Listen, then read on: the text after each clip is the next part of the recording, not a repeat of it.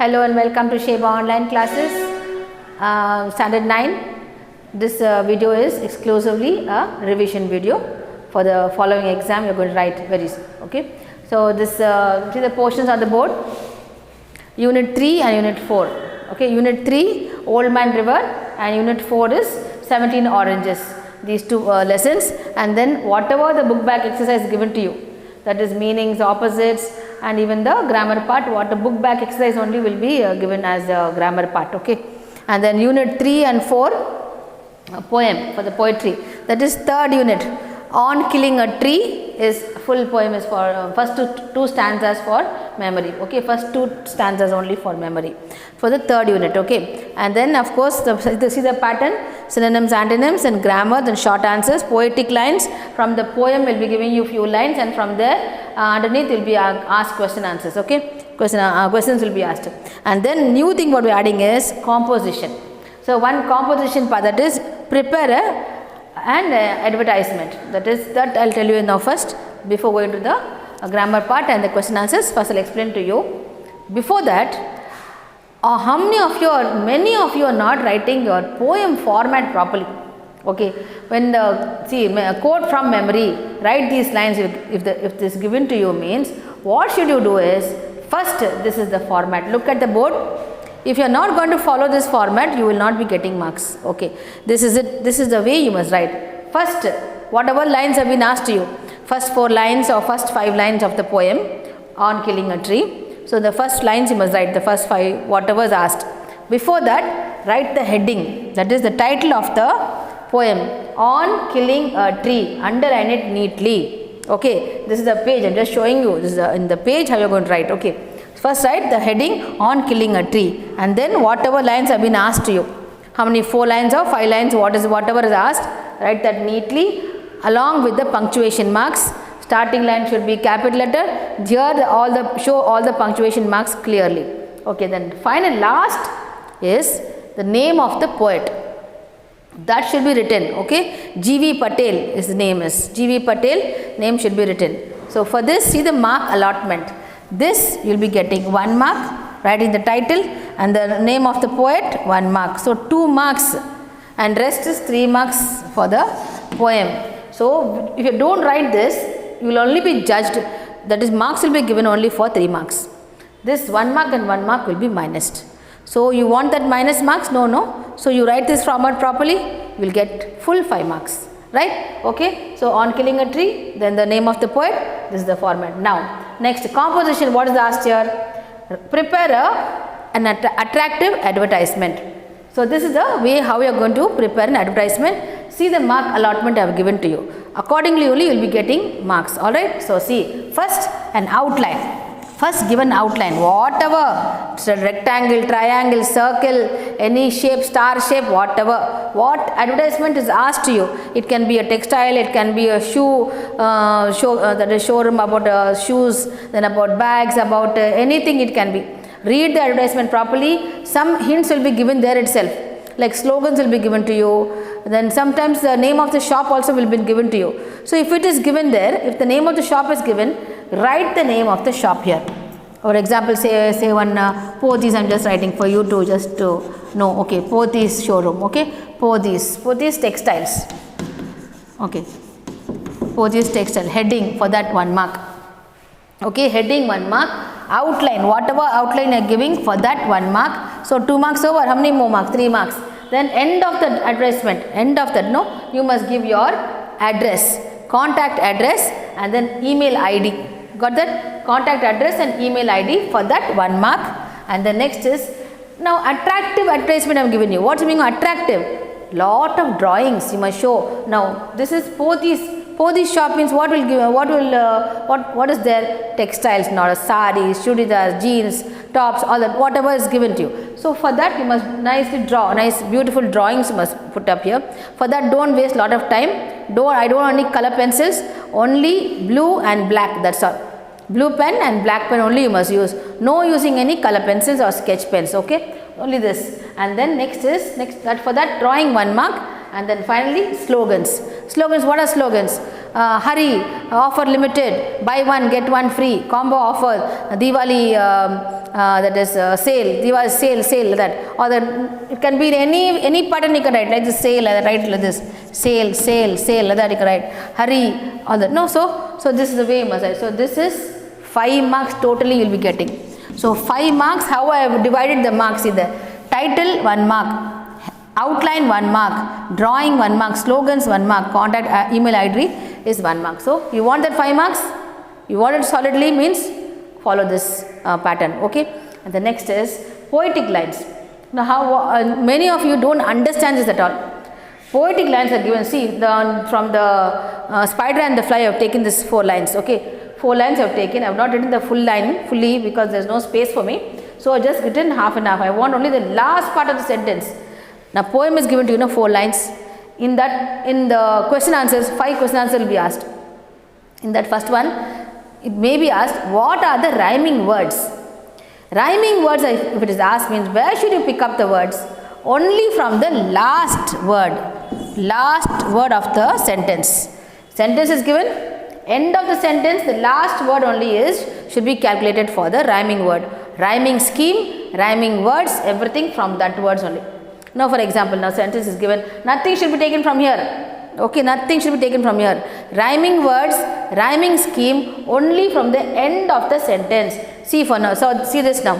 Sing, wing. Got that? Is it rhyming? Yes, of course. Answer is, because the rhyming word means sing hyphen wing. Okay. The next is what? Head, lead. So head, lead. So these are the rhyming words. Okay. So rhyming words. Get it clear? Hope I'm talking clearly. Rhyming words means these. Sing, wing, lead, head. Now I'm asking, what is the rhyming scheme? Rhyming words are these. What are the, identify the rhyming scheme. Scheme, see this is the scheme.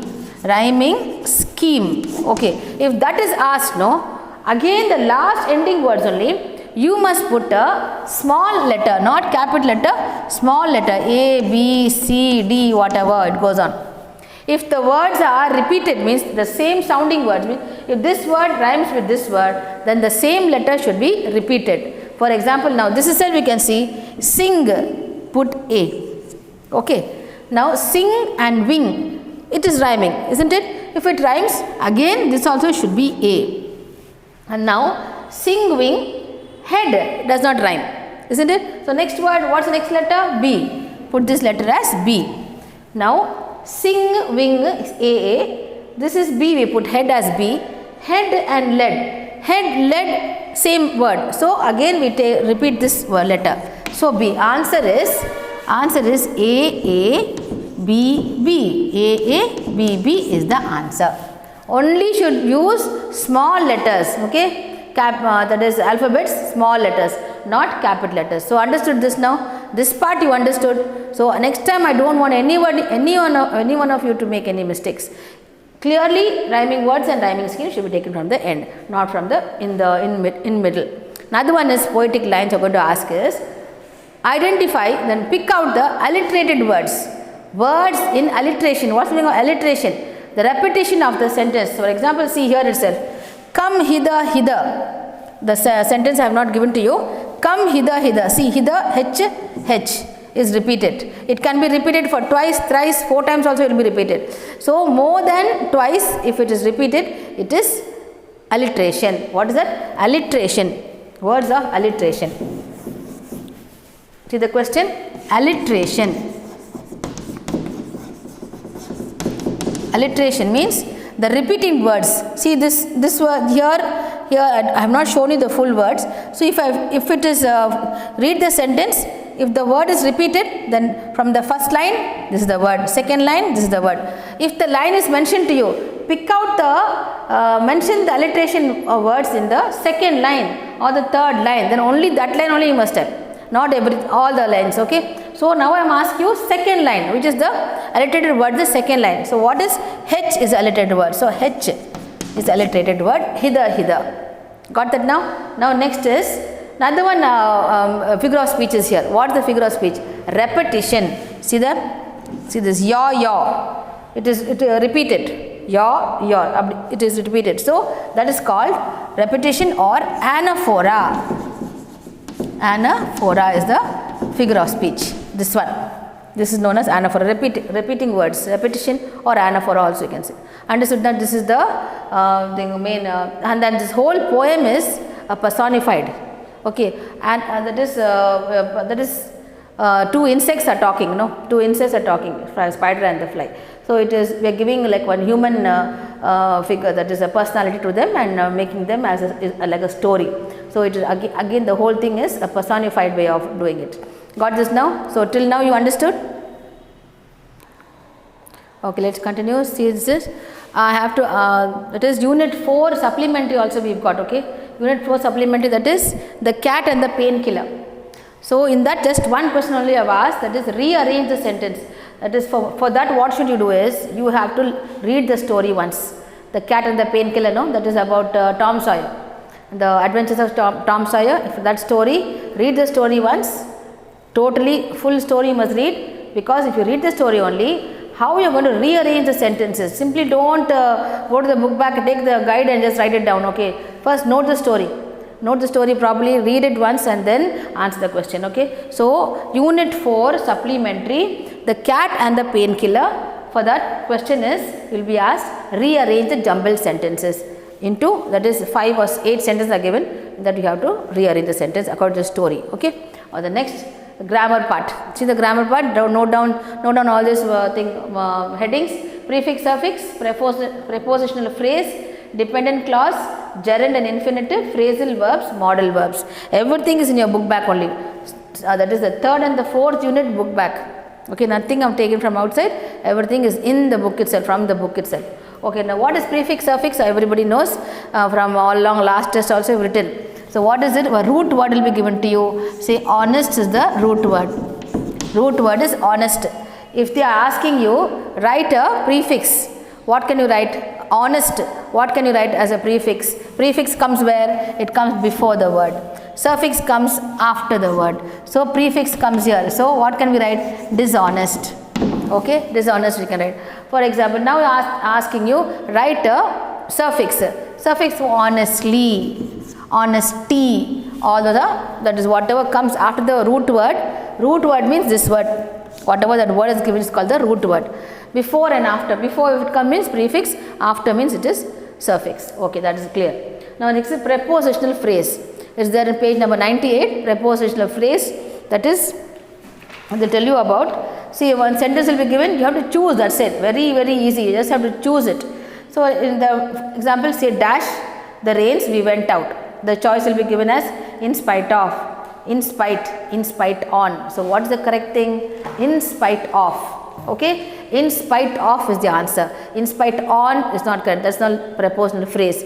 That always it will be prepositional phrase will be preceded by a preposition of, on, in, like that. Okay, so in spite will take up as of, not on, or it will not stand alone. Despite will stand alone. In spite of and despite are the same meaning it has got, but in spite will take up of as a preposition. Despite will stand alone. Okay, so got that in your mind, don't forget it. So that kind of a page number 90, page number 68, you have this. Page number 68, you got this, the exercises, go through it. Okay, and the next we are going to talk about dependent clause. What is a dependent clause? What is that is independent clause? Subordinate clause is, subordinate clause only is independent, dependent clause. Main clause is the independent clause. Okay, dependent clause is, dependent means it has, the sentence needs a main clause to support it. Okay, now example I will give you. One example I am giving for this dependent clause. I enjoy painting.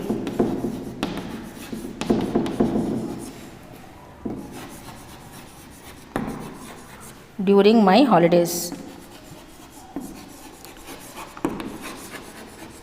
If this is the question asked to you, you have to, the question will be asked, pick out the dependent clause. Okay, what is the dependent clause? See, some sentence, break up the sentence, I enjoy painting. I enjoy painting. On its own, it's understood, isn't it? You can understand, I enjoy painting, you can understand. One subject is there and a verb is given. Okay, fine. An object is there. So this is just a sentence, a complete sentence. We can understand by this word, say, I enjoy painting. It is known as the main clause. Okay, it is called the main clause. Now, dependent clause is when, see the next part of the sentence, during my holidays. What is during my holidays? Does it make sense to you? Doesn't make sense. So it needs a main clause to support it.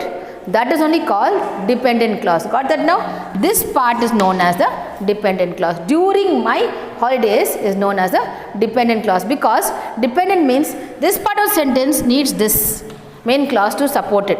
Okay. See, I enjoy painting during my holidays. Understood that? Now this part is a main clause. It can stand alone. This cannot stand alone. It needs a main clause to support it.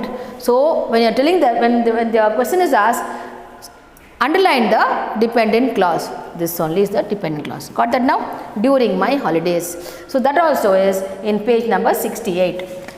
Okay, in 68 only it is there. Now next we are coming to what is gerunds. What are gerunds? What are infinitives? Okay, gerund is verb will take up ing. For example, what is the gerund? Gerund is, for example, say write. Write is the answer given to you. What you must write is writing. You just have to add ing. Adding ing only is called gerund. Okay. Now adding ing is gerund. Now what is infinitive? Just have to add a preposition. What? To. To is the infinitive. Okay. To is the infinitive. To write. Whichever sentence needs that. Whichever the sentence is given to you, choice is given to you below. They will be given two sentences.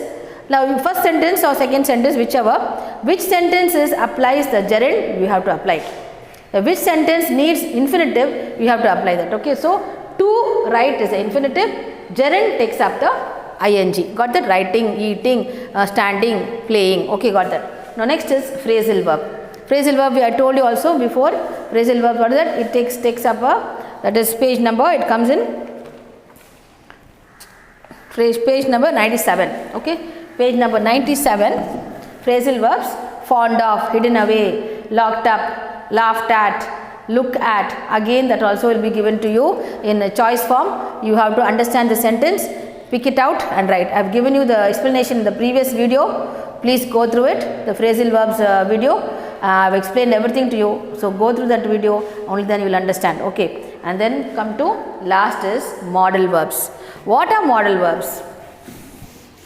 See, modal verbs means it is helping word. It's a helping, okay, helping the verbs. A word, extra word to help modals. Modal means what? First one is what? I'll tell you. Examples of modals are should, would, could, may, might. First I'll tell you the present tense. Present tense of the modals are can, shall, will, may. These are the present tense. Can, shall, will, may. Okay, now same thing, past tense of that is can, could, should, would and then might. Okay, so these are the words. For same thing, negative, you are going to ask negative means couldn't, shouldn't, wouldn't, mustn't. Must also is modal. Okay, so these are the mainly used words. This also, must is also a modal. Okay, so in your book page number 97 there are what is primary, auxiliary and modals. Mainly we will concentrate only in the modals. Okay, modals is the verb is given to you, present tense, past tense, how you are going to use it. Must, what is semi modals or quasi modals? Semi modals means need, dare, used to, ought to, that will take up a preposition beside it, but don't have to go to that extent. Only you concentrate on modals. Modals only will be asked for you for your test. And behind there are so many examples, that is, see the so many examples given to you. From there I have taken the question. So please go through that fully. Okay, which is proper, which is appropriate, you must be able to answer. So each one, each model, the expresses what, everything is given. All right. So that's it. Please go through the full video. This revision video is it will be very helpful to you to write the exam. Okay, do it well. Follow all the instructions properly. Whatever is said to you, then you see you will get, all of you will get good marks. Okay. So thank you for listening throughout this video class. See you next class. Thank you.